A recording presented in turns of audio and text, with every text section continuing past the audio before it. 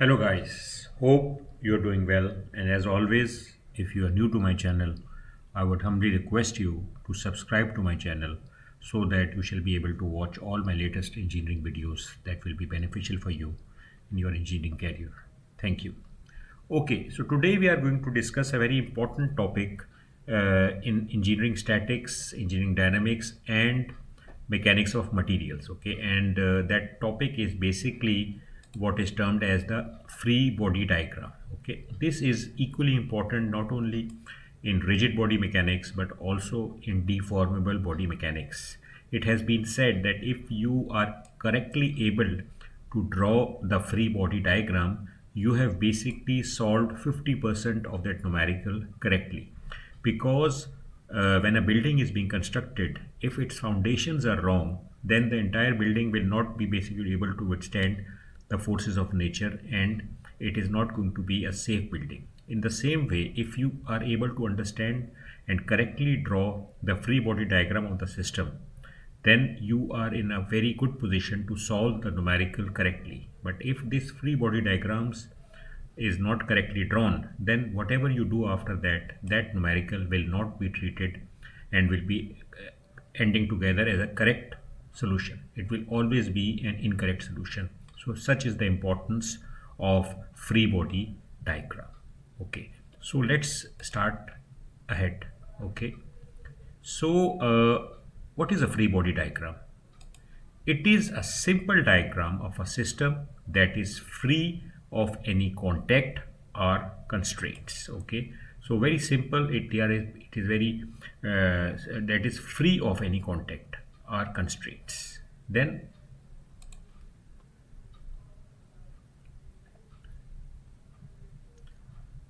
what is a free body diagram? Further being simplified and explanation goes on. It is a simple diagram of system that is free of any contacts or constraints, demonstrates the magnitudes and direction of all the external forces acting upon the system. Okay, so what does it tell me? It is not only free of any contacts, or basically you have to basically isolate it from the surroundings. Then also you have to demonstrate the magnitudes, the directions means the thetas, the sense of all the external forces which are acting on the system. How to construct an FBD? This is a new challenge. Okay, you have to construct an FBD of a system. So let's see this example. Okay, so if you look at this problem over here, you have to, first of all, what you have to do is basically you have to isolate the object. Okay, sketch out the object only, and not only this but also isolate the object, and then you have to basically sketch the object. Okay, so this is the step 2, a very important step. Okay, so basically you have to consider isolate the object, simplify the object to a rigid body. If we are doing statics case, you just have to basically consider the body or the system which is of interest and treat it as a rigid body. And you know what is a rigid body? A rigid body is a body which cannot be deformed by any means of forces or pressure which is being applied on the body will not deform, which means there will be no deformations in the body if the body is a rigid body. Okay, let's proceed further. Okay, just a simple explanation which I think most of the guys knows. What is a rigid body? A body that does not changes its shape under the application of any load, any magnitude, is termed as a rigid body. This is our body. You apply different forces F1, F2, F3, regardless of how high the magnitude is. This AB and this A dash B dash will always be equal. Okay, regardless of the fact, if you look, it has got some sort of a rotation, but AB distance will always be equals to A dash B dash, provided the body is a rigid body. Remember, this will not be the case in case of deformable body mechanics, okay, or mechanics of materials, just for your knowledge.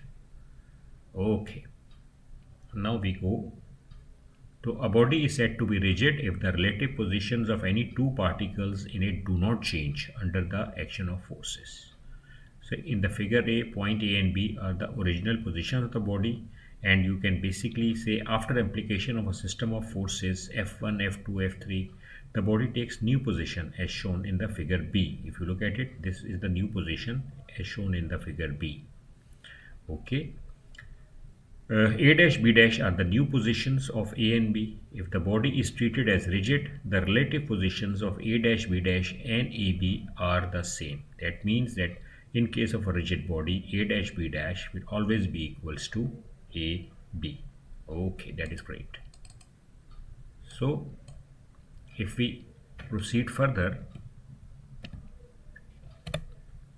we can basically go to the previous step, isolate the object, simplify the object to a particle. Again, a very important concept. We have not only treated object as rigid, and we can also say that this object is treated as a particle. By particle means it is independent of the dimensions. It can be an atom, it can be sun, it can be earth. So dimensions are inconsequential in case of a particle. Okay, that's a very important concept.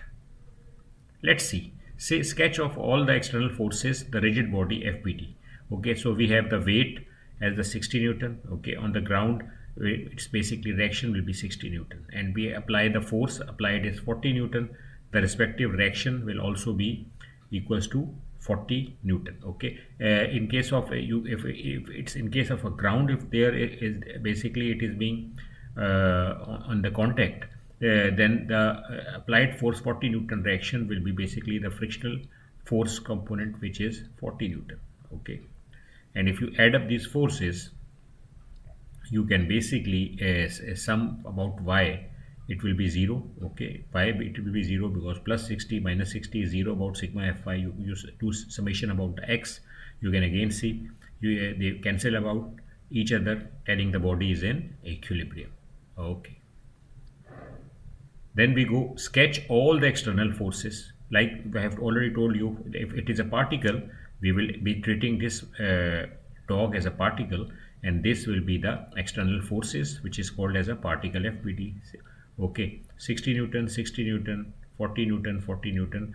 But if you look at it, the directions are very important. The directions are very important, even though they sum out to be equal to 0. So when sketching an FBD, what to include? The object of interest. Okay, you just have to look at the object of interest and basically disregard the other connected things. All the external forces, the coordinate system is very important. Okay, whether it's a rectangular system, it's a cylindrical system, it's a polar system, spherical system, so they are also very important. The things to exclude are basically all external contacts and constraints, forces of the object exerts on other objects, and the internal forces. That is very important because internal forces are not important in the free body diagram. Okay, and also in statics, but they play a very important role in deformable body mechanics, which is the mechanics of materials. Okay, so let's see if this have a system of interest, and we are basically interested in the engine, the type of forces that will be involved, what will be the basically the force with the engine is moving. Okay, and we are not going to be concerned with the other rail car components like the rail car 1 and rail car 2. Okay, but if we want to include it into account, then basically we have to treat it like this in the system. Okay, so one of the way, if we are not considering these two rail cars, we will treat this as a system, but and this is our system, and we have disregarded from the rail cars. But if we want to do it a complete system, now we will basically treating the rail cars and the engine simultaneously together. Okay, so we will be interested in what kind of the forces are being involved about the x and y axis for this system. Okay, the rail car is basically attached by means of some sort of a chain or with this engine. Okay, or some sort of a hook which is usually being done. Okay, now let's see how we apply the concepts of statics in this system. Now look, we can basically we know what is the excitation. The excitation force is basically this engine, and these two rail car systems 1 and 2 rail car are basically connected with by means of this. So they will just be applying there will be a tension force over here. Okay, so we can see this is the tension force over here, and which with basically it is going to take the rail cars with it, and basically upcoming from where, from these two rail car which are being attached. If there are no rail cars and the engine is single, this T will be equal to 0. Okay, and this is the weight of that engine. Okay, and this N1 and N2, if you look at it, N1 and N2 are basically the normal reactions which can be developed as a result when these wheels, these iron wheels, will move on the rail. Okay, and if you look, this is the direction of the friction. Okay, this is the direction of the friction. Just to tell you, friction is a very different subject, and if you look, this wheel is going to rotate in basically, if it is moving forward, it is going to be rotating in the anti-clockwise direction. Okay, so you might be confused at why I have put this direction. So if this wheel is rotating in this direction, just to let you know, it is going to rotate in this direction, like this. Okay, it is going to rotate like this, so that this engine can go forward with the rail cars. But the friction is the force that always opposes the motion. So you can see this is going to be the frictional component, and it is going to oppose the motion. Okay, so but if we do the other way around, if we do this way around, actually it will basically not going to oppose, but it is going to support it. So that is why this is the orientation of the frictional component. These are the normal reactions. This is the tension force, and if you look at it, this is the weight of that engine. I hope you have understood this quite clearly, what really is a free body diagram and how do we apply it in case of statics. I thank you very much, and I hope you have a wonderful day. Thanks.